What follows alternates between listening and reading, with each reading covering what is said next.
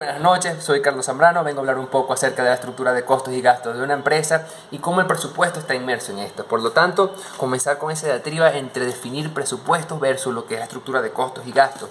El presupuesto es esa acción en el presente de la empresa a modo de definir los desembolsos que debe acarrear para adquirir toda la logística posible y activar sus operaciones en cuanto a ventas estimadas. En cambio, la estructura de costos y gastos es el análisis financiero mensual de la empresa que se calcula para saber las responsabilidades de desembolsos económicas de la misma y por lo tanto definir la cantidad de ventas necesarias a modo de asegurar la sostenibilidad de la empresa.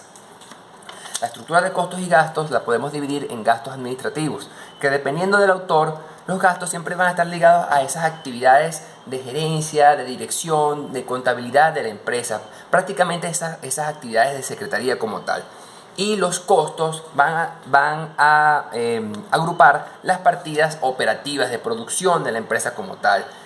Los costos los podemos subdividir en variables y fijos, siendo los variables aquellos que siempre van a estar ligados, los desembolsos ligados al aumento o la disminución de la producción de la empresa. No es lo mismo vender 50 o 100 unidades y por lo tanto el desembolso en materias primas de acuerdo a estas ventas.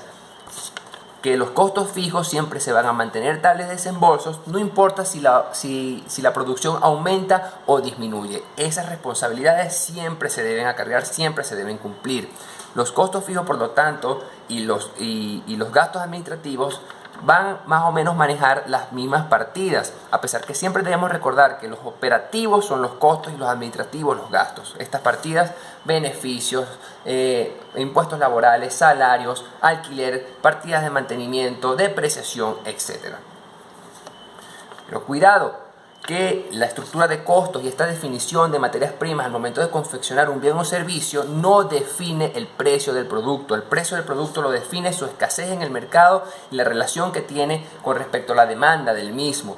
Y también el factor de la valorización subjetiva de cada persona frente a ese bien o servicio. Eso es lo que define el precio de un producto. Entonces, por lo tanto, ¿para qué sacar los costos de un producto? Porque puede ser beneficioso al momento de obtener ventaja en el mercado, en la competitividad.